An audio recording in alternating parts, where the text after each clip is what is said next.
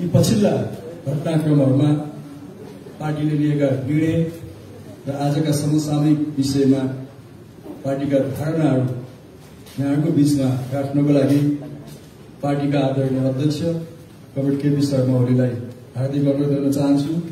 उहाँको मन्तव्यपछि यहाँहरूले लागेका जिज्ञासाहरू अध्यक्ष कमरेड समक्ष राख्न सक्नुहुनेछ।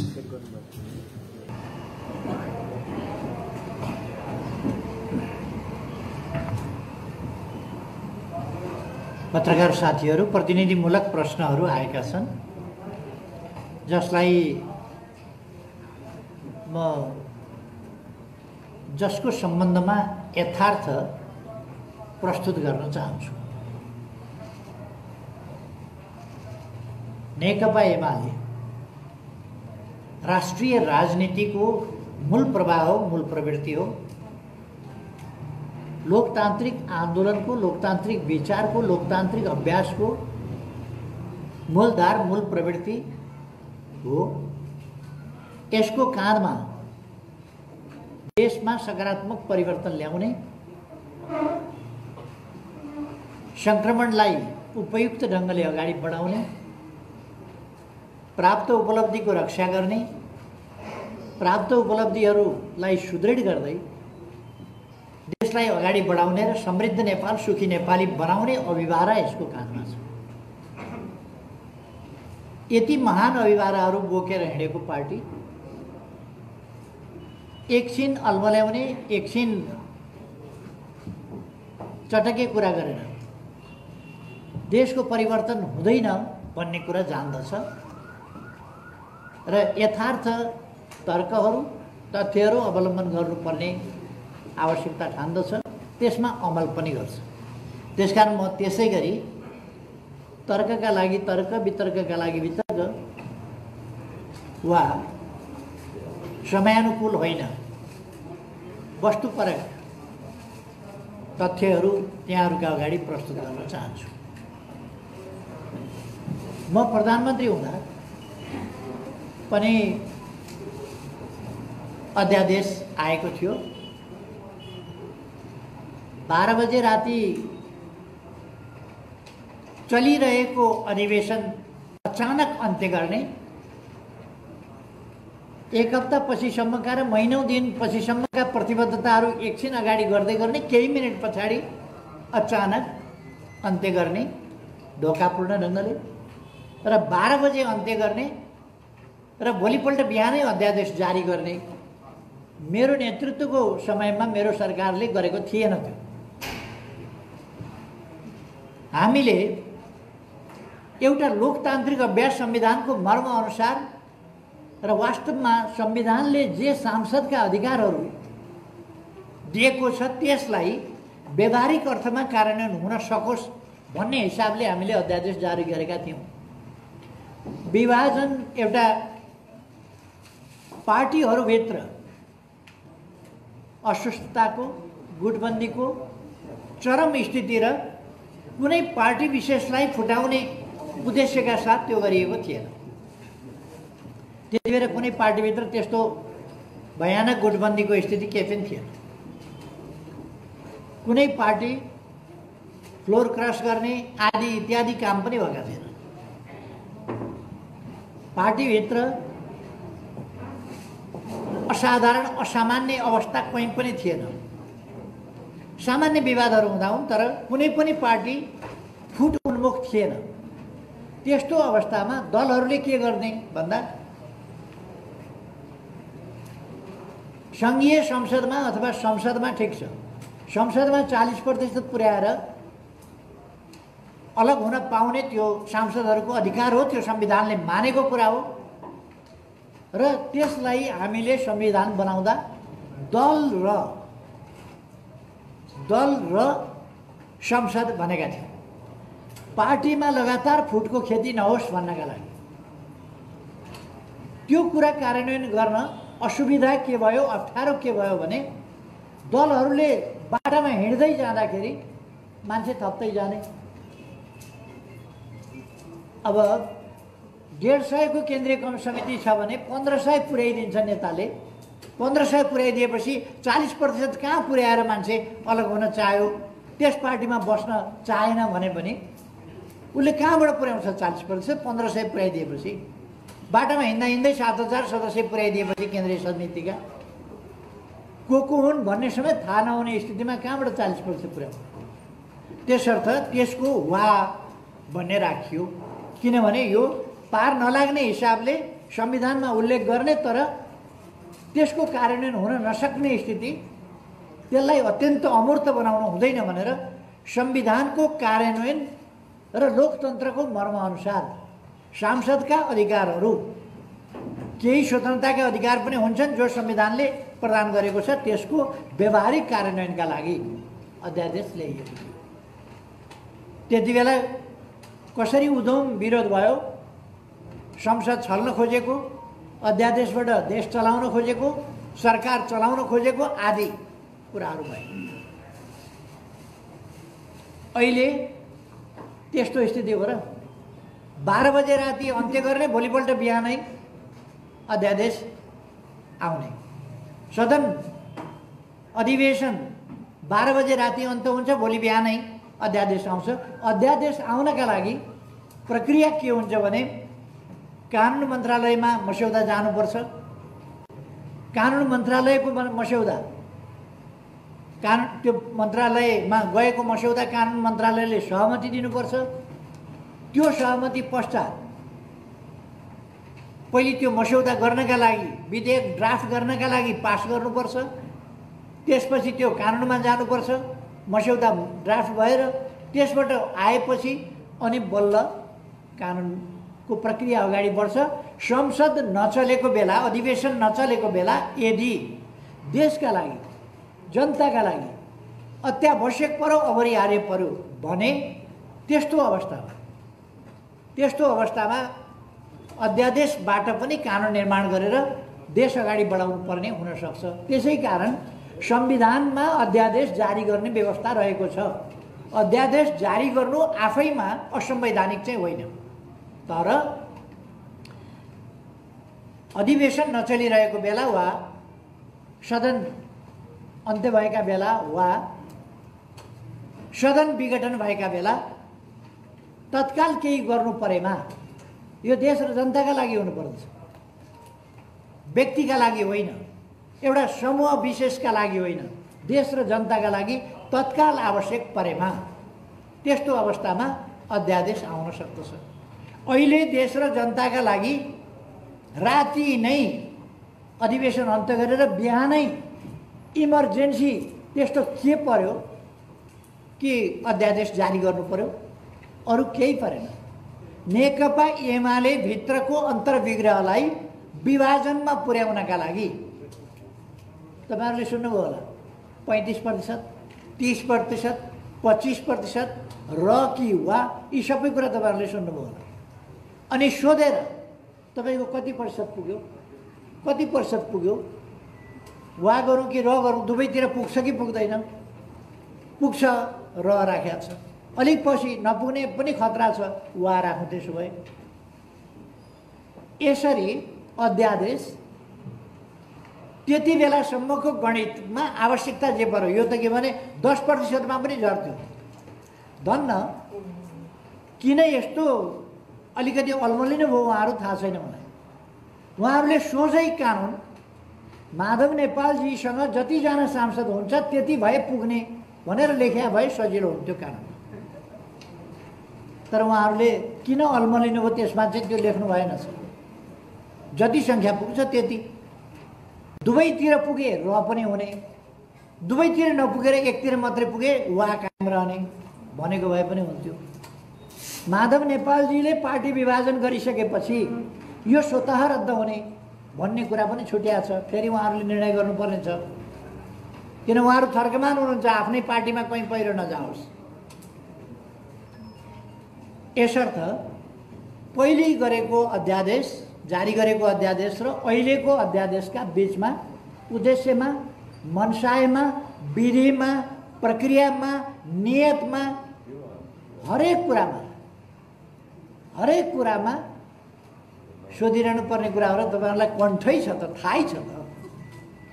तपाईँहरूलाई आफै थाहा छ, तर पनि तपाईँहरूले सोध्नुभयो, धन्यवाद छ, मैले पनि भन्ने मौका पाएँ। अर्को सोध्नुभयो, एकजना मित्रले भन्नुभयो यो पहिलेको र अहिलेको उस्तै होइन, कोही नअल्मलिनु होला उस्तै होइन भनेर। यति चाहिँ उहाँले सत्य बोल्नुभयो, वाक्यांश वाक्यको अंश चाहिँ सत्य बोल्नुभयो। पहिलेको र अहिलेको अध्यादेश उसै प्रयोजनका लागि, उस्तै प्रयोजन, उस्तै नियत, उस्तै मनसाय, उत्तिकै संवैधानिक प्रश्न होइन, कानुनी हिसाबमा उस्तै होइन, यो फरक छ। तर उहाँले साफ झुट बोल्नुभयो, देशका अगाडि बेइमानीपूर्ण कुरा गर्नुभयो कि उहाँले चाहिँ देशका लागि यो नेकपा एमाले पार्टी फुटाउन खोजेको देशका लागि सत्ताले यस्तो, सरकारले राजनीतिक पार्टीभित्र बदनियतका साथ हात हालेर अनुचित ढङ्गले कानुन निर्माण गरेर, अनुचित बाटोबाट कानुन निर्माण गरेर प्रतिपक्षी पार्टी फुटाउने कार्य अनैतिक कार्य हो। यो नैतिक कार्य होइन, यो बिल्कुलै अनैतिक कार्य हो। त्यसकारण यस्तो अनैतिक कार्य चाहिँ उचित हुन्छ कहीँ? यो उचित होइन। अब मैले योभन्दा बढी यसमा व्याख्या गरिरहनु पर्ला जस्तो लाग्दैन। अब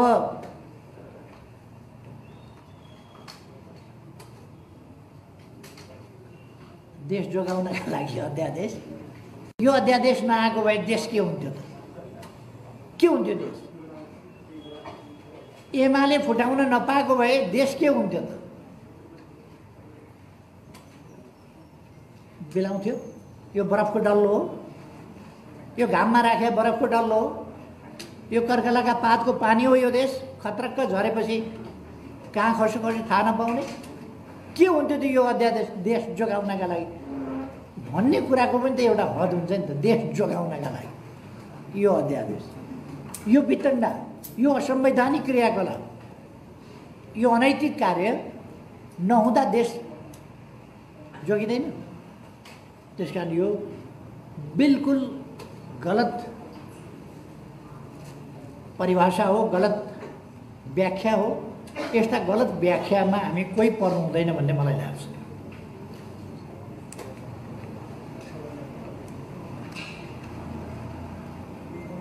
बारदलीको टिप्पणी पनि चर्चामा छ भन्नु, अनि चर्चामा नहुनका लागि मैले गरे हो र अहिले बोलेको कुरा पनि चर्चामा हुन्छ नि त। अहिले बोले पनि चर्चामा हुन्छ, चर्चा होस् है भनेर त बोल्यो। त्यस कारण यो नयाँ कुरा भएन, अहिले बोले पनि चर्चा हुन्छ।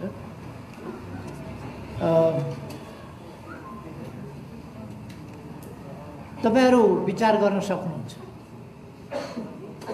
देश पार्लियामेन्ट अशक्त भयो, पार्लियामेन्ट चल्न सकेन। तपाईँहरू भन्नुहोस् त, पुष 5 गते यता पार्लियामेन्ट चल्या छ, पार्लियामेन्टले केही माखो मारेको छ, केही गर्न सकेको छ? देशको समय पुसदेखि अहिलेसम्म अब लगभग 9 महिना भयो। लगभग 9 महिना देशको अमूल्य समय, आजको विश्व अत्यन्त तीव्र रफ्तारका साथ विकासको काममा अगाडि बढिरहेको छ, त्यस मार्गमा अगाडि बढिरहेको छ। त्यस्तो बेला हाम्रो देशको 9 महिनाको समय कमसेकम पार्लियामेन्ट काम गर्न पाएको छैन, सरकार काम गर्न, हिजो सरकारलाई काम गर्न दिएन, काम गर्न पाएन धेरै। अहिलेको सरकार कामै गर्दैन, नकाम मात्रै गर्छ, भत्काउने काम गर्छ, बिगार्ने काम गर्छ, स्थिति बिगार्ने काम। विकास निर्माणका कुरा अहिले बजेट रोकिएको छ, दीर्घकालीन महत्त्वका दीर्घकालीन आयोजनाहरू स्टप गर्नु, रोक्नु भनेर लिखित परिपत्र गरेर सरकारले रोकेको छ। पुनर्निर्माण प्राधिकरण जसले पुनर्निर्माणका काम गर्दै थियो, त्यो इन्जिनियरहरू, त्यो प्राविधिकहरू, उनीहरूको तनखा पारिश्रमिक रोकिएको छ, जसले गर्दा पुनर्निर्माणको काम जहाँ पुगेको थियो त्यहीँ ठप्प भएको छ। विकास निर्माणको काम ठप्प भएको छ। जुन कामहरू ठेक्का लागिसकेका थियो, अगाडि बढिसकेका थियो, त्यो मात्रै चालु छ। अब नयाँ कामहरू हुनेवाला छैन, ठेक्का लाग्नेवाला छैन। उहाँहरूले हामीले भनेका थियौँ मेलम्ची बाढी पहिरोले गर्दाखेरि त्यसको मुहान पुर्यो, तर हामी सन् 2021 भित्रमा ल्याउँछौँ र जनवरी पहिलो जनवरीसम्ममा 1 जनवरीसम्ममा काठमाडौँमा पानी ओह्राल्छौँ भनेका थियौँ। उहाँहरूले वैशाखसम्ममा ओह्राल्छौँ भने म तपाईँहरूलाई भनिदिन चाहन्छु वैशाखसम्ममा उहाँहरूले काठमाडौँमा पानी ओह्राल्नुहुन्न, किनभने उहाँहरूले सिन्धको भाँच्नु भएको छैन, त्यता फर्किएर हेर्नुभएको छैन।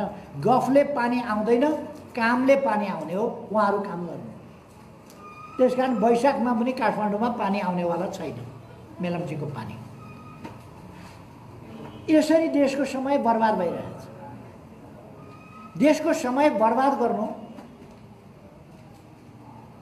अनि राजनीतिलाई सार्वभौम सत्ता सम्पन्न जनता जसको निर्णयमा, जसको निर्देशमा, जसको आदेशमा मूलभूत राजनीति सञ्चालन हुनुपर्छ, त्यो जनताका हातबाट खोसेर अन्यत्रै पुर्याउनु, जनादेशबाट सरकार नबन्ने परमादेशबाट सरकार बन्ने स्थिति ल्याउनु, शक्ति वृद्धिकरणको सिद्धान्त खल्बलिनु, सन्तुलनको सिद्धान्त चेक एन्ड ब्यालेन्स भन्छौँ नि हामी, सन्तुलन नियन्त्रणको सिद्धान्त र व्यवहार खल्बलिनु, जनताले मूल्याङ्कन गर्न र फैसला गर्न नपाउनु, अरू इन्डिभिजुअल वा 2-4 मान्छेका समूहले देशको भाग्य भविष्य फैसला गर्ने परिपाटी स्थापित हुनु, संविधानका धाराहरू स्पष्ट धाराहरू कार्यान्वयन नहुनु, व्याख्या गर्ने ठाउँमा व्याख्या नगरेर असान्दर्भिक ढङ्गले बाहिर जानु, यी खालका कुराहरू के अग्रगमन हुन्? देशको समय बर्बाद हुनु अग्रगमन हो। यति बेला अस्ति नै जेठको मैले के भनेको थिएँ भने वक्तव्य अहिले भर्खरै पार्टी केन्द्रीय सचिव प्रदीप गेवालीले वक्तव्य बढी मान्छे यहाँका अगाडि प्रस्तुत गरिसक्यो। त्यो वक्तव्यमाथि फेरि मैले वक्तव्य दिइरहनु परेन। तपाईँहरूका कुनै थप जिज्ञासा छन् भने तपाईँहरूले जिज्ञासा राख्न सक्नुहुन्छ, त्यसमा मैले स्पष्ट पार्ने कोसिस गर्नेछु। जो ओपन छ, यहाँहरूले प्रश्न राख्न वा जिज्ञासा राख्न सक्नुहुन्छ।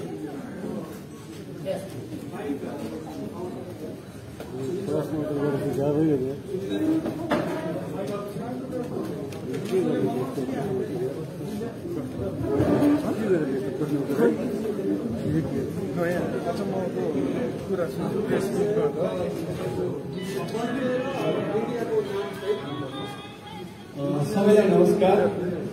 म चाहिँ शिव नारायण गिरी। अहिले हाम्रो यो नेपाल दृश्य सुरु भएको छ। यो चाहिँ हाम्रो भिडियो पोर्टल हो। हामीले वैकल्पिक मिडिया बनाउनु भनेर हामी लागि गरेका छौँ। नेकपा अध्यक्ष केपी ओलीजीलाई मेरो मिटिङमा प्रश्न छ।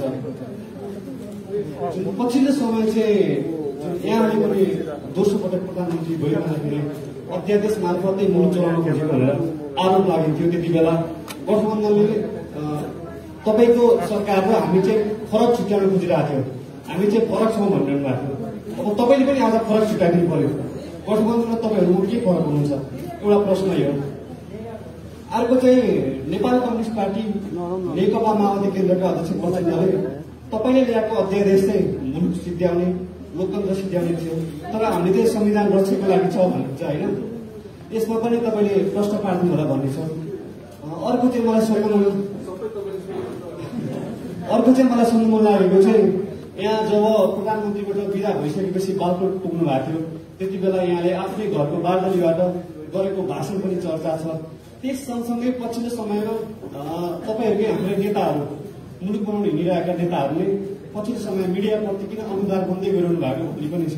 तपाईँहरूकै कार्टुनदेखि नेताको कार्टुन, तपाईँको कार्टुन पनि विभिन्न टिका टिप्पणी नेताहरूसँग तुलना गरिरहेको अवस्थामा यहाँहरू किन सरकारबाट बाहिरिसकेपछि यहाँहरूले काङ्ग्रेसलाई गरेको जस्तो टिप्पणी होइन, सरकारबाट बाहिरिएको पीडाहरू के हो, यसमा पनि प्रश्न पार्नुहुन्छ।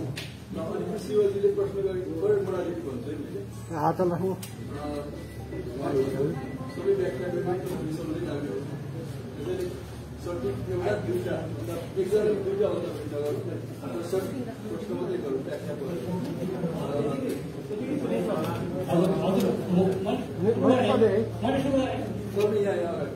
मेरो प्रश्न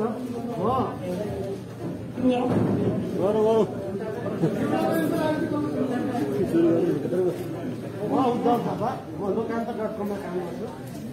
मेरो प्रश्न चाहिँ के छ अध्यक्षज्यूलाई भने जो सरकारमा रहँदा र अस्तिको दिनसम्म तपाईँहरूको पार्टीमा दुईवटा पक्ष थियो। एउटा पक्ष तपाईँहरूले प्रतिगमन गरेको भने एउटा पक्षले तपाईँहरूले प्रतिगमन गरेको भन्ने, अर्को पक्षले चाहिँ होइन हाम्रो यो चाहिँ संविधान संसद विघटन चाहिँ समयको माग थियो, आवश्यकता थियो भन्ने अवस्था थियो। अब अहिले तपाईँहरू दुवै पक्षकै ठाउँमा हुनुहुन्छ। समयको माग थियो भन्नेले चाहिँ प्रतिगमन सच्याएको हो कि अर्को पक्ष यहाँ आउँदाखेरि उहाँले प्रतिगमन आत्मसात गरेको, कसरी तपाईँहरूको यो विवाद मिल्यो?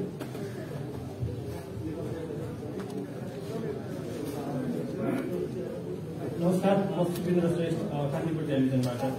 अध्यक्षज्यूलाई दुईवटा प्रश्न।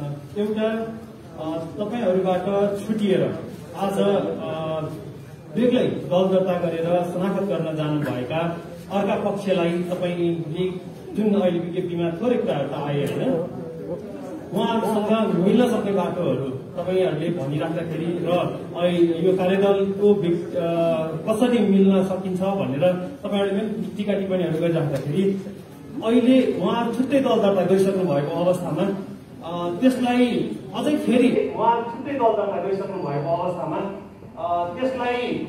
फेरि मिल्न सक्ने बाटो तपाईँ कसरी के देख्नु भएको छ, एउटा कुरा। र अर्को, आज तपाईँ प्रमुख प्रतिपक्षी रहिरहँदाखेरि काङ्ग्रेस नेपाली काङ्ग्रेसले सरकार गठन गरेको आज 40 दिन पुरा भएको छ र तपाईँहरूले जसरी अध्यादेशको बाटो समाउनु भएको थियो त्यस्तै गरेर अहिले काङ्ग्रेसले पनि त्यस्तै गरेर अध्यादेशको बाटो समाइदिएको छ र तपाईँहरू रचनात्मक प्रतिपक्षीको भूमिका खेल्ने भनिरहँदा यो अवस्थामा नेपाली काङ्ग्रेसलाई कसरी रचनात्मक टिप्पणी गर्नुहुन्छ, यो दुईवटा कुरा।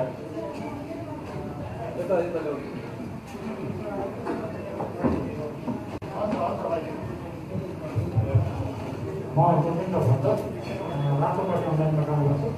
जस्तै एमाले खालको विवाद हुँदै गर्दाखेरि प्रधानमन्त्री हुँदै गर्दा एमालेबाट भन्नुभएको थियो कि यो ल्याङल्याङभन्दा माधव नेपालले अर्को पार्टी बनाएर जाने खालको परिस्थितिमा पनि उहाँलाई सहज हुने गरेर अध्यादेश ल्याइदिन्छु भनेर उहाँले टेलिभिजनमै बोल्नुभएको थियो, अन्तर्वार्ता दिनुभएको थियो। अहिले देउवा सरकारले उहाँकै सहजताका लागि ल्याएको अध्यादेश का सन्दर्भमा चाहिँ अध्यक्षले विरोध गरिराख्नु भएको छ। यो चाहिँ आफूले अध्यादेश नल्याउनु पाएकोमा विरोध कि यो अध्यादेश नै गलत थियो भन्ने यो प्रश्नवादी मलाई एउटा। अर्को चाहिँ एमालेमा माधव नेपाल विहीन पार्टी बनाउने खालको तपाईँको टिप्पणी लेख्ने त्यो खालको लाइन देखिन्थ्यो। अहिले अब तपाईँको प्रतिस्पर्धी यसो हेर्दाखेरि मनमा चाहिँ देखिँदैन। यसो हेर्दाखेरि अब चाहिँ एमालेमा के त्यो निर्विकल्प जस्तो देखिएको परिस्थिति छ। आगामी निर्वाचनमा पनि वा चाहिँ आगामी मार्चमा तपाईँको उम्मेदवार यति रमाइलो रहन्छ कि कोही यो भित्रै पनि प्रतिस्पर्धी देखिराख्नु भएको चाहिँ जस्तो अध्यक्ष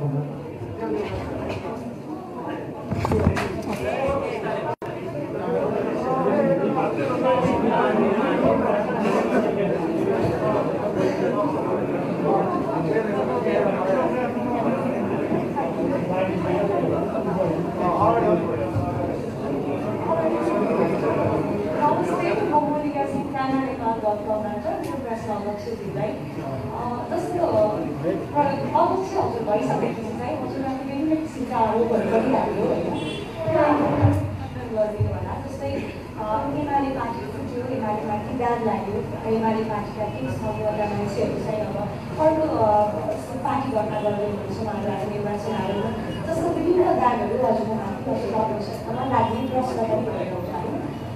यसले चाहिँ हामी सही छौँ भनेर मात्र अवश्य पनि हुँदैन होला होइन, एउटा प्रश्न यो भयो। र अर्को प्रश्न चाहिँ जस्तो अब माधव नेपाल समूहले चाहिँ कम्युनिस्टहरूलाई चाहिँ एक गर्ने भन्ने कुराहरू आइरहेको छ। जस्तो विप्लव लगायतका विभिन्न मान्छेहरूलाई चाहिँ एक गरेर चाहिँ एउटा विरोध कम्युनिस्ट पार्टी एकता गर्ने कुराहरू पनि आइरहेको छ, स्पष्ट गर्ने होला। धन्यवाद।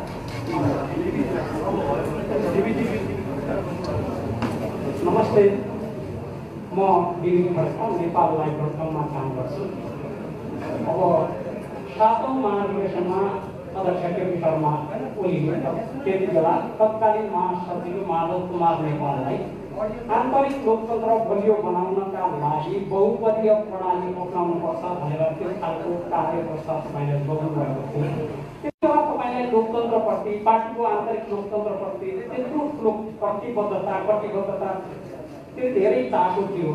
संयोगले उहाँले तपाईँको त्यो प्रस्ताव पारित गर्न दिनु भएन। त्यति बेला लोकतान्त्रिक प्रणाली अप्नाइयो होला भित्र। तर आज माधव कुमार नेपाल केही समय अर्को पार्टीका लागि हुनुहुन्छ, त्यो इगो र रिसका कारण रमाइलो लागेको होला, त्यो प्रश्न होइन। तथापि प्रश्न चाहिँ के हो भने अहिले तपाईँहरूले जुन विधान मस्यौदा ल्याउनु भएको छ त्यसमा आन्तरिक लोकतन्त्र खुम्चिएको भन्ने टिप्पणी परेको छ। किनभने यस अघिका बहुपदीय प्रणाली निर्वाचित हुने जुन अवस्था थियो त्यसलाई खुम्च्याएर अहिले तपाईँले के बनाउनु भयो भने अध्यक्ष र केन्द्रीय सदस्य मात्रै जो महाधिवेशनमा आउँछन् प्रतिनिधि उनीहरूले चुनेर पठाउनु। यति भन्ने बित्तिकै बाँकी जुन पदाधिकारीहरू छन् त्यो तपाईँको अनुग्रहमा हुने भए यसले आन्तरिक लोकतन्त्र खुम्च्याउँदैन। त्यो 7औं महाधिवेशन जनकपुर महाधिवेशन र अहिलेको स्थिति आइपुग्दा कहाँनिर तपाईँको यो त्यो लोकतन्त्रप्रतिको प्रतिबद्धता तलमाथि पर्यो? धन्यवाद। लगभग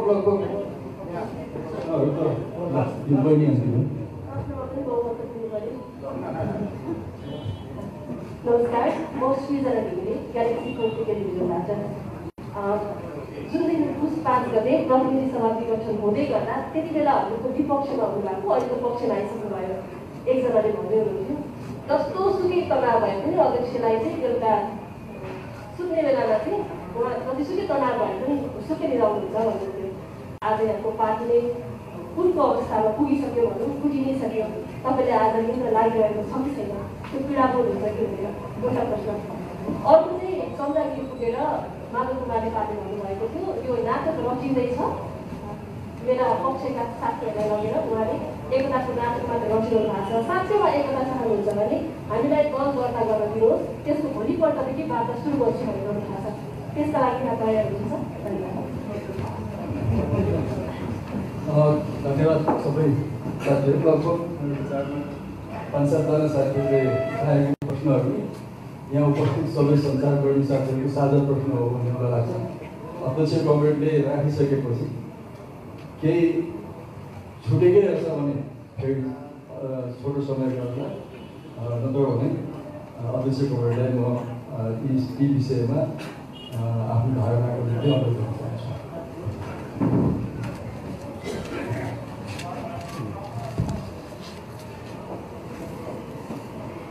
सुरुसम्ममा कमसेकम नयाँ सरकार बनिसक्थ्यो र नयाँ सरकारले काम सम्हालिसक्थ्यो। यो अस्थिरता, यो तानातान पार्टी फुटाउनका लागि बन्ने साथ अध्यादेश जारी गर्ने खालका नाटक, त्यो अध्यादेशलाई सहयोग गर्नका लागि, पार्टी फुटाउनका लागि नेकपा एमाले कारबाही गरेर सूचना 1 गते जारी गरेको आज 9 गतेसम्म संसद सचिवालयलाई सूचना जारी गर्न सभामुखले दिनुभएको छैन। सभामुखले रोकेर राख्नुहुन्छ।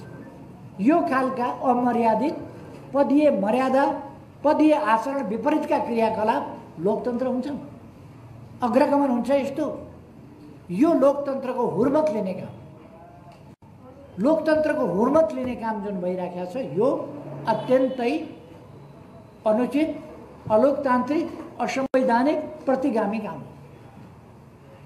र एउटा निर्वाचित सरकारलाई, जनादेशको सरकारलाई अन्य बाटाबाट, अन्य ठाउँबाट संसदमा पनि जान नदिएर विस्थापित गरेर प्रधानमन्त्रीको नियुक्ति गर्ने जुन विश्वमा कहीँ नभएको, कहिल्यै नभएको अलोकतान्त्रिक प्रक्रिया सुरु गरियो यहाँ, त्यो अग्रगमन हुनै सक्दैन, त्यो लोकतान्त्रिक हुनै सक्दैन, त्यो प्रतिगामी कदम नै हो। र शाब्दिक लडाइँ हामीले गर्न खोजेका होइन। हाम्रो भूमिका अलिकति परिवर्तित भयो। हामी सरकारबाट प्रतिपक्षमा गयौँ। यो धेरै ठुलो कुरो होइन इतिहासका लागि। होला 1.5 वर्षका लागि हामी प्रतिपक्षमा गयौँ होला, 1.5 वर्षका लागि। यो ठुलो कुरा होइन। अथवा हामी फेरि चुनाव हारेर 5 वर्ष फेरि प्रतिपक्षमा बसौँला, देशका लागि यो ठुलो कुरा होइन। तर देशमा संविधान मिच्ने प्रचलन, संविधान मिच्ने अभ्यास र अस्वस्थ राजनीति, फोरी राजनीति, किनबेचको राजनीति, रिसोर्टमा लगेर 3 दिनदेखि मान्छे थुनेर, घर घरबाट मान्छे टिपेर रिसोर्टमा लगेर थुनेर, अनि ती मान्छे रिसोर्ट पनि कहाँ, यहाँ नजिकै ओरतिर परतिर होइन, उहाँ टाकुरामा लगेर 3 दिनदेखि थुनेर त्यहाँबाट ढोक्सेमा हालेर, ढोक्सेमा हालेपछि माछा उम्किन पाउँदैन क्या, ढोक्सेमा हालेर त्यो ढोक्से निर्वाचन आयोगमा ल्याएर घोप्ट्याउने। यो काम के लोकतान्त्रिक हुन्छ? यस्तो काम लोकतान्त्रिक हुन्छ? वास्तवमा भन्ने हो भने यो बलजफ्ती अपहरणकारी ज्यादतीपूर्ण काम हो। सांसदहरू जस्ता मान्छेलाई यस्तो थुनेर सञ्चार माध्यमहरूले पनि प्राय के लेख्न रुचाउँछ भने यस्तो क्रियाकलापलाई यति बेला यो गठबन्धनवाला अपवित्र गठबन्धनवालाले गरे हुनाले मिटिङ चलिराखेको छ, बैठक भइराखेको छ। बैठक भइराखेको थियो त्यहाँ। बैठक भनेको एक लेभलको हुन्छ, कि सांसदको हुन्छ, कि स्थायी कमिटीको हुन्छ, कि केन्द्रीय कमिटीको हुन्छ। कुन कमिटीको बैठक भइराखेको छ त्यो? पार्टीका साधारण सदस्यदेखि लिएर आफूलाई अध्यक्ष भनेर दर्ता गरेका मान्छेसम्म त्यहाँ छ। कस्तो बैठक हो त्यो? साधारण सदस्यदेखि लिएर त्यो तहका मान्छे पनि भएको बैठक हुन्छ? कुनै बैठक होइन। त्यो मान्छे घेराबन्दी गरियो, घर घरबाट तानियो, लगियो, बाध्य बनाइयो। उहाँहरूले कुटपिट गर्नुभयो, चुटपिट गर्नुभयो, भोकै थुन्नुभयो भन्ने न, फकाउनु परेको छ। त्यस कारण फकाइकन लगेर मिठा गुलिया वचनै बोलेर फकाइकन मिठै खाना दिएर राम्रै बिस्तारामा सुतेर, तर सुनकै पिञ्जडा भए पनि यदि पिञ्जडामा हालियो भने पिञ्जडै हो। त्यसरी मान्छे घर घरबाट तानेर लगेर त्यहाँ थुनिएको कुरा त्यो थुनिएकै हो। चाहे सुनकै पिञ्जडामा थुनिया होस्, चाहे भव्य रिसोर्टमा होस्, चाहे 5 स्टार 7 स्टार जेसुकैमा होस्, थुनिएकै हो। यस्ता खालका कामहरू भएका छन्। यता अहिले हामीले 14 जनामाथि कारबाही गऱ्यौँ, पार्टी नफुटोस् भनेर। पार्टी नफुटोस्, 14 जनामाथि हामीले कारबाही गऱ्यौँ भने कुनै प्रतिशत नै पुग्दैन त्यहाँ। त्यो प्रतिशत नपुगेपछि पार्टी फुट्दैन। पार्टी नफुटोस् भन्नका लागि हामीले कारबाही गऱ्यौँ। अनि त्यसलाई देखा नदेखै गर्ने, गोप्य राख्ने लेखराज भट्टजीहरू, टोपबहादुर रायमाझीजीहरू, उहाँहरूलाई प्रचण्डले निष्कासन गर्दा त्यो कुनै सेन्ट्रल कमिटी बसेको होइन, सेन्ट्रल कमिटीले निर्णय गरे होइन। प्रचण्डको आदेशमा उहाँले ढोकाबाट समातेर पत्र ल्याएर पढिबाची गरेर हतार हतार सुनाउनु भयो, हतार हतार टाँस्नुभयो, हतार हतार कार्यान्वयन गर्नुभयो। त्यो निष्कासन नेकपा एमाले देशको प्रमुख पार्टीले गरेको कारबाही 9 दिनसम्म उहाँ हिजो त दाँत टाल्न जानुभएछ। दाँत टाल्न। अनि मेरो शुभकामना छ उहाँको दाँत राम्रै टालियोस्। तर हिजो पो दाँत टाल्न जानुभयो त 8औं दिन। 7औं दिनसम्म के गर्नुभयो? हिजो 8औं दिन निर्वाचन आयोगलाई उहाँले गोल मटोल पत्र लेख्न निर्देशन गर्न सक्नुहुन्छ टालेका दाँतले भने सदर गर्न सक्नुहुन्न, त्यो सूचना जारी गर्न सक्नुहुन्न। उहाँले पत्र पठाउनु भयो विचाराधीन रहेको भनेर। उहाँ विचाराधीन राख्ने, उहाँसँग त्यो अथोरिटी संविधानले कानुनले उहाँलाई विचार गर्ने, उहाँलाई फैसला गर्ने अथोरिटी दिँदैन। पार्टीले कारबाही गर्ने नगर्ने पार्टीको कुरा हो। उहाँले त्यो जानकारी पाएपछि सूचना संसद छ भने सुनाउने, संसद छैन भने सूचना पार्टीमा टाँस्ने। सूचना पार्टीमा टाँस्न सचिवालयलाई रोक किन लगाउनु उहाँले भनेपछि सम्माननीय सभामुखजी साझा व्यक्तित्व हुनुपर्ने, निष्पक्ष व्यक्तित्व हुनुपर्ने, उहाँले निष्पक्षता कायम राख्न सक्नु भएन। उहाँ नेकपा एमाले प्रमुख प्रतिपक्षका विरुद्धको षड्यन्त्रमा सामेल हुनुहुन्छ, यो पार्टी फुटाउने षड्यन्त्र। यो दुःखको कुरा हो, यो धेरै गम्भीर कुरा हो र दुःखको कुरा हो। सभामुखको आसनबाट, सभामुखको जिम्मेवारीबाट, सभामुखको पदबाट निष्पक्ष रहन नसक्ने, पक्षधरता छोड्न नसक्ने, कानुनको पालना गर्न नसक्ने, आफैले स्थापित गरेको परम्परा कायम गर्न नसक्ने, मर्यादा पालना गर्न नसक्ने, मर्यादामा बस्न नसक्ने कुरो लोकतन्त्रका लागि, संसदीय प्रणालीका लागि, हाम्रो संसदको गरिमाका लागि, हाम्रो संसदको अभ्यासका लागि अत्यन्तै दुःखद कुरा। त्यो कुरा उहाँले गर्न पाउनुहुन्न।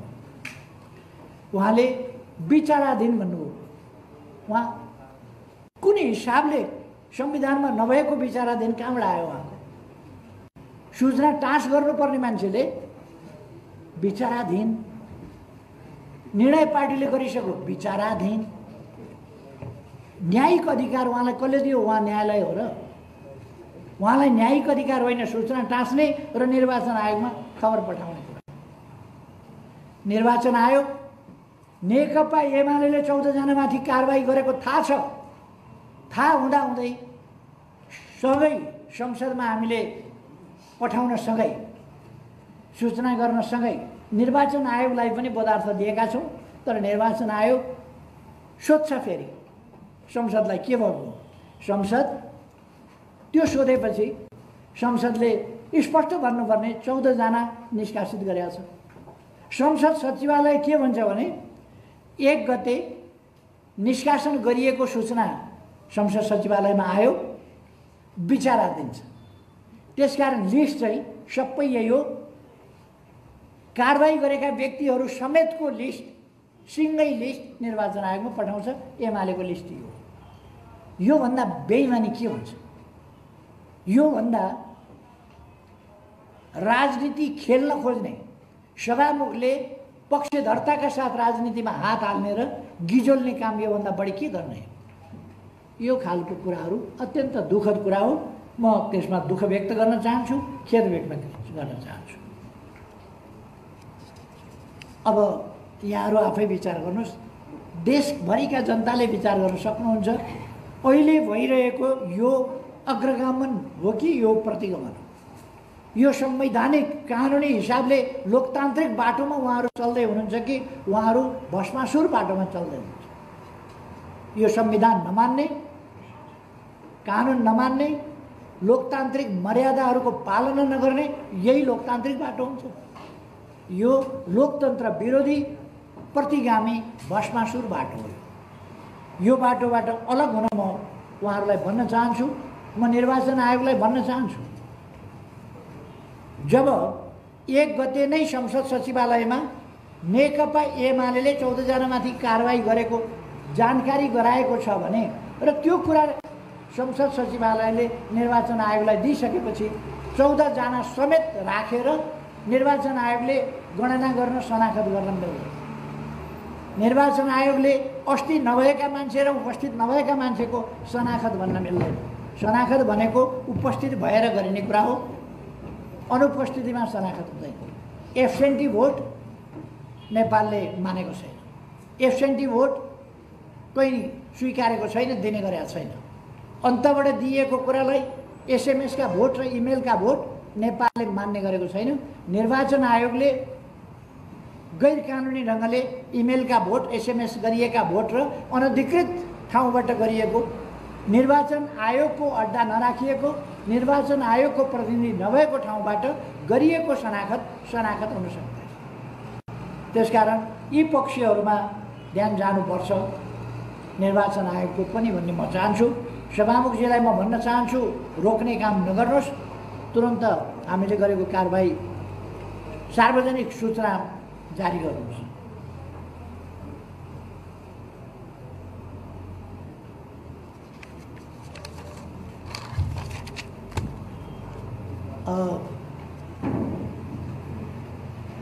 यदि कोही अलग हुन्छु भन्छ, पार्टी छोड्छु भन्छ, कानुनले दिएको सङ्ख्या पुर्याएर अलग हुन्छु भन्छ भने पाइन्छ। म फेरि पनि स्पष्ट पार्न चाहन्छु, संविधानले दिएको अधिकारको प्रयोग गर्न पाइन्छ कानुन सम्बद्ध ढङ्गले। अध्यादेश ल्याउनु असंवैधानिक होइन, संवैधानिक हो। मैले अघि नै पनि भने, तर असल नियतका साथ तत्काल खाँचो परेको देशको जनताको आवश्यकता टार्नका लागि, त्यसलाई सम्बोधन गर्नका लागि ल्याइने कुरा यहाँ त्यस्तो भएर, त्यसकारण माधव नेपाललाई सहज माधव नेपाललाई बनाउन पाइन्छ, बन्न पाइन्छ, सङ्ख्या पुर्याइ गर्न पाइन्छ। तर एउटा मान्छे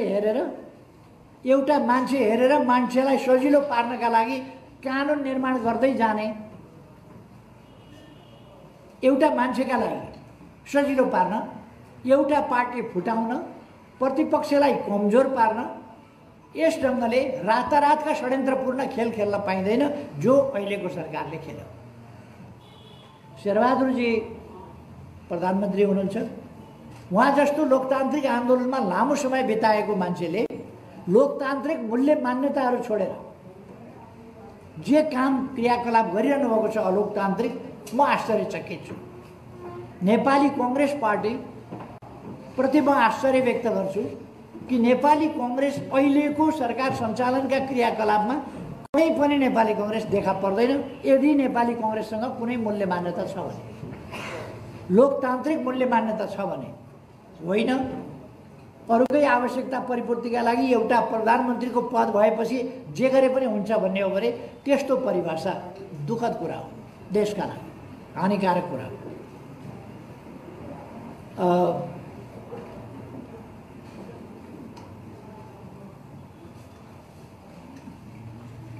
एउटा गजबको प्रश्न पनि गर्नुभएको छ, पार्टीभित्र तपाईँ निर्विकल्प हुनुभएको कि निर्विकल्प कहिलेसम्मलाई सोध्नु?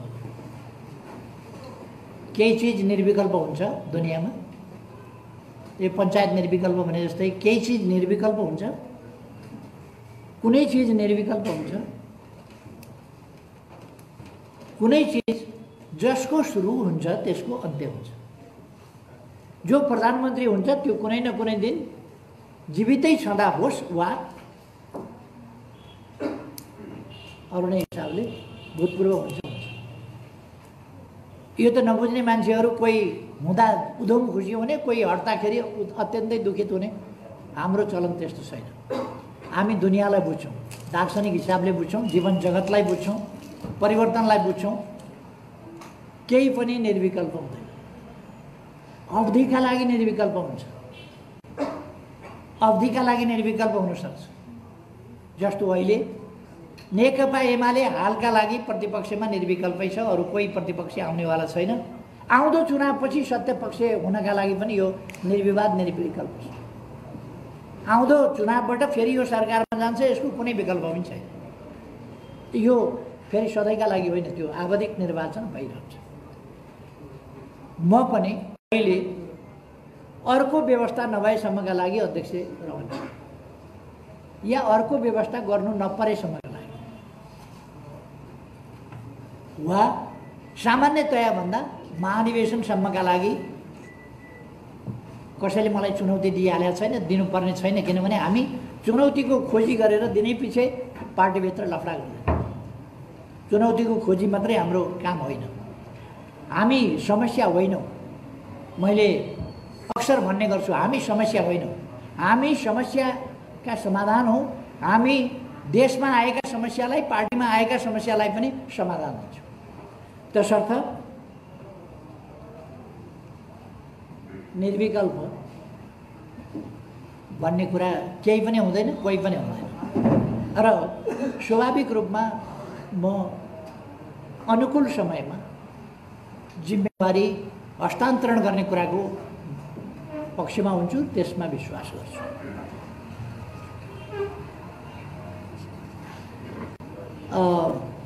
अरूलाई मात्रै दोष लाएर होला र पार्टी विभाजन भएपछि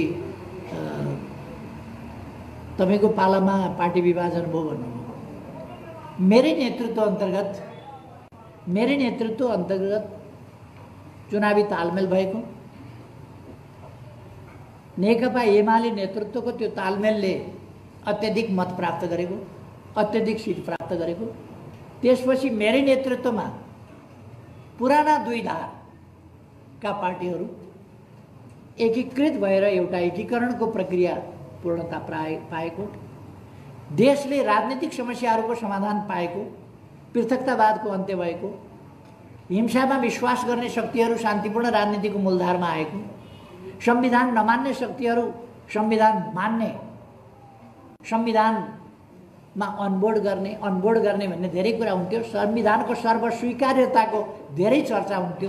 त्यो संविधानको सर्वस्वीकार्यता पनि मेरै नेतृत्वमा मेरै समयमा भएको थियो। अब केही मान्छेलाई बाक्लो दाल खान मन लाग्यो भनेर सानो हन्डी लिएर चौको बसाउन जाँदा अनि तपाईँलाई दाग लाग्यो नि भन्ने, के को दाग लाग्छ? दाग लाग्ने त हन्डी बोकेर बाक्लो दाल बसाउन जानेलाई लाग्छ। अनि यहाँ नेकपा एमालेमा यत्रो लङ्गुर लाग्या भन्छन् नि, लङ्गुर लागे जस्तो चाहिँ यत्रो हाँडी पर्तिर बसाउन किन जानु पर्यो घोप्टे भाग लाउनलाई? त्यसकारण त्यसको जिम्मा मैले लिइरहनु पर्ने होइन। यद्यपि म पार्टीको प्रमुख भएको हुनाले मेरो समयमा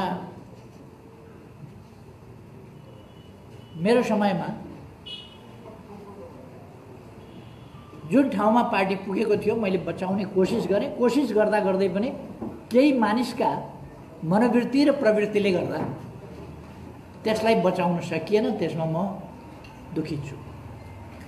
केही मान्छेलाई मैले सच्याउन खोजेँ, सकिनँ, दुखित छु।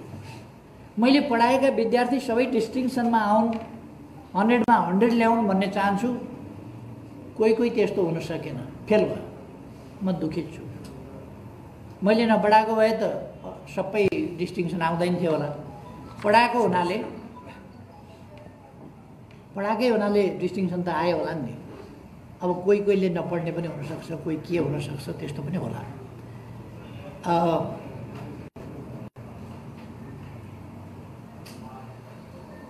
एउटा प्रश्न गर्नुभएको छ, माधव नेपालजीले बृहत कम्युनिस्ट आन्दोलन बनाउने, बृहत कम्युनिस्ट आन्दोलन,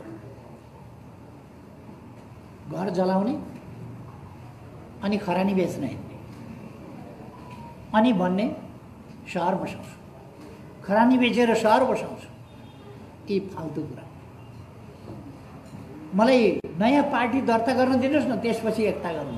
यो एकताको कुरा हो। पार्टी फुटाउने, नयाँ पार्टी दर्ता गर्ने अनि एकता गर्ने, यो कुनै एकताको बाटो हो, एकताको तरिका हो? यस्ता झुट कुराहरू, यस्ता चटके कुराहरूका पछाडि नलाग्न, त्यस्ता कुराहरूमा विश्वास नगर्न म सबैलाई आग्रह गर्न चाहन्छु। बृहत कम्युनिस्ट एकता, बृहत कम्युनिस्ट एकता भनेको के हो? नेकपा एमाले हो बृहत कम्युनिस्ट एकता, जसका 10औं लाख पार्टी सदस्य छन्, 20औं लाख जनवर्गीय सङ्गठनका सदस्य छन्। अनि कुन चाहिँ बृहत एकता हुन्छ? 1 दर्जन, 2 दर्जन, 3 दर्जन मान्छे भएका समूहहरू जोडेर 100 जना पुग्ला, बृहत भयो। 10 लाख सदस्य भएको नेपाल व्यापी मात्रै होइन, जहाँ नेपाली पुगेका छन् त्यहाँ एमाले पुगेका छ। नेपाली व्यापी पार्टी छोडेर त्यसबाट चोइटिएर अनि अरू कताकति टुक्रा टुक्री भेला गरेर बृहत बनाउने अरे। अनि तपाईँहरूलाई पत्यार लाग्यो? भाइ बहिनीहरूले सोझै हुनुहुन्छ, सोध्नुहुन्छ यस्तो कुरा।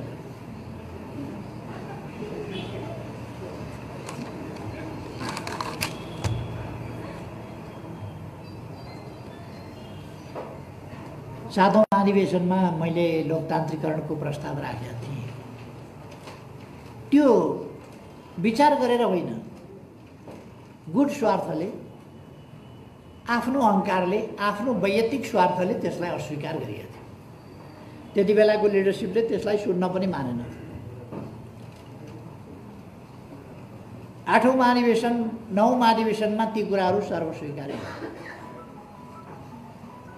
अहिलेको विधान संशोधनमा बहुपदीय प्रणाली, एउटा बहुपदीय प्रणाली मात्रै होइन, पार्टी जीवनको लोकतान्त्रिकरणको प्रस्ताव मैले गरेको थिएँ। पार्टी जीवनको लोकतान्त्रिकरण र अबको अवस्थामा एउटा महासचिव सर्वेसर्वा भएर पार्टीलाई स्मुथली, सहज ढङ्गले अगाडि बढाउन गाह्रो हुन्छ, काम सम्पादन गर्न पनि गाह्रो हुन्छ, म्यानेज गर्न पनि गाह्रो हुन्छ, व्यवस्थापन पनि गाह्रो हुन्छ।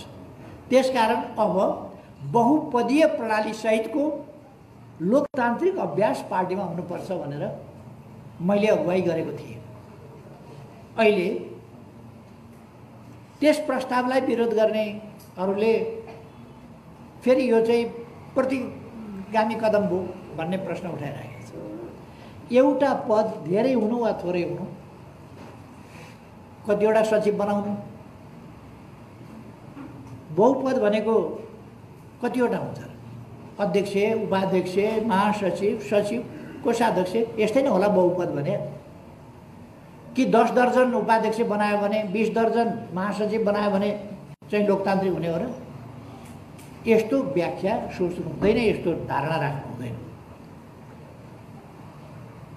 हामीले लोकतान्त्रिक अभ्यासलाई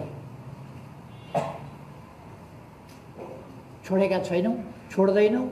हामी नै लोकतन्त्रका हरेक क्षेत्रमा, विचारमा, समाजमा, राजनीतिक दलमा, दलहरूमा, निर्वाचनमा अथवा समग्र सामाजिक जीवन पद्धतिको रूपमा लोकतन्त्रलाई स्थापित र विकसित गर्न अभ्यासबाट अगाडि बढाउन चाहन्छौँ। त्यसर्थ हामीले लोकतन्त्र या लोकतान्त्रिकरण वा लोकतान्त्रिक पद्धति छोड्छौँ भन्ने कुरा यो कुप्रचार हो। त्यसकारण यो अहिले खुम्च्याएको पनि छैन, खुम्च्याउँदै पनि खुम्च्याइँदैन। लोकतन्त्र खुम्चिने विषय पनि होइन। अब जहाँसम्म कति चाहिँ सोझै हलबाट छानिनुपर्छ भन्दा अहिले पनि पार्टीभित्र लोकतन्त्रकै चर्चा गर्ने थुप्रै साथीहरू हुनुहुन्छ जसले अध्यक्ष लगायत प्रमुख नेता लगायत सबै केन्द्रीय कमिटी छानेर त्यहाँबाट छानिनुपर्छ भन्ने। तर हामी के ठान्छौँ भने प्रमुख नेता सोझै उसको पपुलारिटी पनि परीक्षित हुनुपर्छ। अर्को कुरा, यो सधैँ प्रमुख नेताका लागि खेलबाड गरिरहने, तानातान गरिरहने, जोडघटाउ गरिरहने, लुच्चाचुडी गरिरहने कुरा होइन। अहिले पनि तपाईँहरूले देख्नुभयो, मलाई अध्यक्ष चाहियो, बराबरीको अध्यक्ष चाहियो, के चाहियो भन्ने कुरा चुनाव हारेका मान्छेले मलाई अध्यक्ष चाहियो भनेको तपाईँहरू देखिरहनु भएको छ। यस्तो खालको स्थितिमा यदि त्यही भित्रबाट केन्द्रीय सदस्यहरूभित्रबाट अध्यक्ष छान्ने खालको प्रणाली हामीले ल्यायौँ भने त्यसले के गर्छ भन्दा त्यो सधैँ त्यो अध्यक्ष फेर्ने वा प्रमुख नेता फेर्ने, अरू नेताहरू पनि फेर्न पाइने भयो भने अरू नेताहरू पनि फेर्ने, फलानु उपाध्यक्ष हटाइपाउँ, उसँग म प्रतिस्पर्धा गर्छु, मैले फेर्न पाउनुपर्छ भनेर चाह भन्ने, यो खालका कुराहरूको खेल भइरहन्छ। त्यसकारण त्यसले पार्टीभित्र स्थिरता, स्थायित्व हुँदैन र लोकतान्त्रिक अभ्यासका नाउँमा अलोकतान्त्रिक गुटबन्दी, अस्वस्थ प्रतिस्पर्धा जस्ता कुराहरू भइरहन्छन्। त्यसर्थ हामी त्यस कुरालाई बढावा दिँदैनौँ।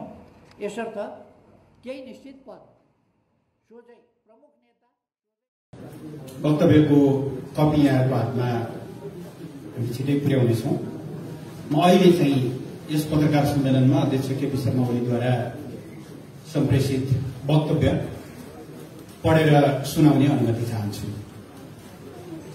वक्तव्य। उपस्थित सहयोगदा कमरेडहरू र सञ्चारकर्मी साथीहरू, हिजो सम्पन्न स्थायी कमिटिको बैठकका निर्णयहरूका सम्बन्धमा औपचारिक जानकारी दिन र समसामयिक राजनीतिक घटनाक्रमका बारेमा पार्टीको दृष्टिकोण स्पष्ट पार्न आयोजित यस पत्रकार सम्मेलनमा उपस्थित यहाँहरू सबैलाई सर्वप्रथम हार्दिक स्वागत, अभिवादन व्यक्त गर्न चाहन्छु। नेकपा एमालेको आन्तरिक जीवनमा विगत केही समय यता असामान्य स्थिति सृजना भएको यथार्थसँग हामी सबै परिचित छौं। पार्टीभित्र उत्पन्न समस्या, कटुता र अस्वस्थताका कारण पार्टीले राजकीय भूमिका र संगठनात्मक क्षेत्र दुवैमा ठूलो क्षति बेहोर्नु परेको छ। पार्टीभित्र लामो समयदेखि जारी समस्याहरूलाई समाधान गर्दै पार्टीलाई एकताबद्ध बनाउन हामीले यस बीचमा अनेकौं प्रयासहरू गर्यौं, पहल कदमी लियौं, कार्यदल बनायौं। पार्टीको एकतालाई कायम राख्न र थप सुदृढ बनाउन तथा पार्टीलाई विभाजित हुन नदिन सकारात्मक योगदान गर्ने कार्यदलका सदस्यहरू एवं अन्य सबै कमरेडरलाई म हार्दिक धन्यवाद ज्ञापन गर्दछु। मुलुकका सामु उपस्थित चुनौती सामना गर्न पार्टीलाई वैचारिक राजनीतिक र संगठनात्मक रूपले तम तयार बनाउने हिसाबले हिजो सम्पन्न स्थायी कमिटिको बैठक विशेष र महत्वपूर्ण रह्यो। बैठकमा हामीले पार्टीभित्र विद्यमान समस्याको समाधान गर्न कार्यदलले तयार गरेको यसअघि नै पार्टी स्थायी कमिटी तथा केन्द्रीय कमिटीले ग्रहण, अनुमोदन तथा कार्यान्वयन गर्ने निर्णय गरेको 10 बुँदे सुझाव प्रस्तावलाई कार्यान्वयन गर्ने ठोस कार्यसूचीका सूची र तालिका निर्धारण गरेका छौं। 10 बुँदे प्रस्तावलाई सृजनात्मक ढंगले लागू गर्दै पार्टी अगाडि बढ्नेछ। संगठनात्मक क्षेत्रमा हाम्रो समग्र ध्यान अब असोज पहिलो हप्ता हुने विधान महाधिवेशन र मङ्सिर दोस्रो साता आयोजना हुने राष्ट्रिय महाधिवेशनमा केन्द्रित छ। यस अगाडि नै हामीले पार्टी सदस्यता नवीकरण, परिवर्तित सन्दर्भका बारेमा पार्टी पङ्क्तिलाई दिशानिर्देश गर्न राष्ट्रव्यापी अभिमुखीकरण तथा वडा एवं पालिका स्तरका अधिवेशनहरू सम्पन्न गरिसक्नेछौँ। यी सबै कामहरूले पार्टीलाई वैचारिक रूपले स्पष्ट, संगठनात्मक रूपमा चुस्त, भावनात्मक रूपमा एकताबद्ध तथा साझा लक्ष्यप्रति सङ्कल्पबद्ध बनाउनेछ भन्ने हाम्रो विश्वास छ। यस सम्बन्धी पार्टीका निर्णयहरू हिजै यहाँहरू समक्ष सार्वजनिक भइसकेका छन्। 3. नेकपा एमाले नेपाली कम्युनिस्ट आन्दोलनको मूल प्रवाह हो। हामीले जो ठूलो विश्वास र भरोसाका साथ नेकपा एमाले र नेकपा माओवादी केन्द्रबीच पार्टी एकीकरण गरेका थियौं। यो 2028 सालदेखि नै झापा आन्दोलन र केन्द्रीय न्युक्लियसका रूपमा दुई भगालोमा बाँडिएका आन्दोलनका दुई धार बीचको एकता थियो। कम्युनिस्ट आन्दोलनका अग्रजहरूको अधुरो सपनाको कार्यान्वयन थियो। तर केही व्यक्तिका उग्र महत्वाकांक्षा, विभाजनकारी सोच, अस्थिर चरित्र तथा कब्जा तथा उपयोगका नीतिका कारण उक्त एकीकरण निष्कर्षमा पुग्न सकेन। 77 फागुन 23 को सर्वोच्च फैसलापछि पनि माओवादी केन्द्र पृष्ठभूमिका महत्वपूर्ण कमरेडहरू पार्टी विभाजनको विपक्षमा र एकताको पक्षमा दृढतापूर्वक उभिनु भएको छ। उहाँहरूको यस निर्णयलाई हार्दिक स्वागत गर्दै 10 बुँदेमा समेत एकताको पक्षमा उभिनु भएका कमरेडहरूको निर्णयलाई स्वागत गर्ने र उहाँहरूको पूर्व जिम्मेवारी कायम राख्ने प्रस्ताव गरिएको छ। 10 बुँदे प्रस्तावलाई कार्यान्वयन गर्ने क्रममा आजको नेकपा एमाले नेकपाकै निरन्तरताको रूपमा रहेको, यसले नेकपाको विरासत आत्मसात गरेको र पार्टी निर्माण, विस्तार र एकीकरण पार्टीको विशेषता र संस्कृति रहेको कुरालाई आत्मसात गर्दै रचनात्मक दृष्टिकोण अवलम्बन गरिनेछ। 4. बलियो, एकताबद्ध तथा सुदृढ नेकपा एमाले पार्टी पङ्क्तिको मात्र होइन, राजनीतिक स्थायित्व, लोकतन्त्र र अग्रगमनका पक्षधर आम जनताको समेत चाहना हो। लोकतन्त्रका आधार स्तम्भका रूपमा रहेका पार्टीहरू विभाजित हुँदा कसरी यसको मूल्य सिङ्गो प्रणाली र राष्ट्रले नै चुकाउनुपर्छ भन्ने निकट अतीतका अनुभवहरू हामी सबैका स्मरणमा ताजै छन्। तसर्थ नेकपा एमालेबाट अलगिएर छुट्टै दल दर्ताको प्रक्रियामा रहेका नेता कार्यकर्ताहरूलाई असफलता अवश्यम्भावी रहेको उक्त हानिकारक बाटो छोडेर पार्टीको मूल धर्म फर्किन स्थायी कमिटीले औपचारिक आह्वान गरेको छ। यस कुरालाई पुनः स्मरण गर्दै म साथीहरूलाई विभाजनको प्रयासलाई अन्त्य गर्न आग्रह गर्छु। यसो गर्दा विगतका कुनै क्रियाकलाप तथा गतिविधिलाई लिएर कुनै पूर्वाग्रह नराखिने या कुनै विभेद या कारवाही नहुने पनि दोहोर्याउन चाहन्छु। सन्दर्भका लागि बैठकको आह्वान यसै वक्तव्यसँग संलग्न गरिएको छ। 5. मुलुकका संवैधानिक अङ्गहरूको भूमिका लोकतान्त्रिक प्रणालीलाई सुदृढ गर्ने हुनुपर्छ, यसलाई कमजोर गर्ने होइन। तर पछिल्ला कतिपय घटनाक्रमहरूबाट नेकपा एमाले गम्भीर र चिन्तित भएको छ।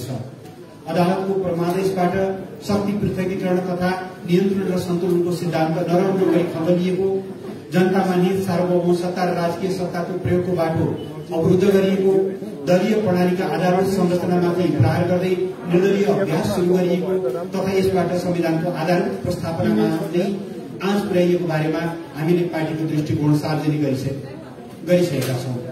यसका दुष्परिणामहरू देखा पर्न थालिसकेका छन्।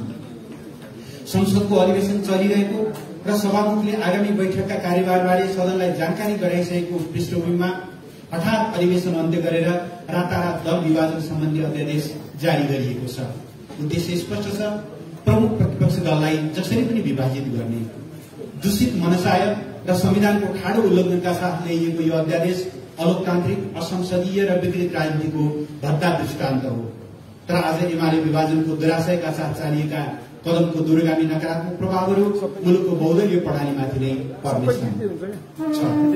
अनुशासनहीनता र पार्टी विभाजनका गतिविधिमा संलग्न भएको स्पष्ट आधार सहित पार्टीले गरेको कारवाहीको सूचना कानून बमोजिम संसद सचिवालयलाई जानकारी गराइएकोमा सभामुखबाट निकट विगतमा अन्य दलहरूले गरेका कारवाहीको सूचना तत्काल जारी गर्ने स्थापित अभ्यास एवं कानून विपरीत 9 दिनसम्म पनि सूचना जारी नगरी नेकपा एमालेको विभाजन गराइ छाड्ने मनसायका साथ पत्राचार गरिएको कुरा आफैमा दुःखद छ।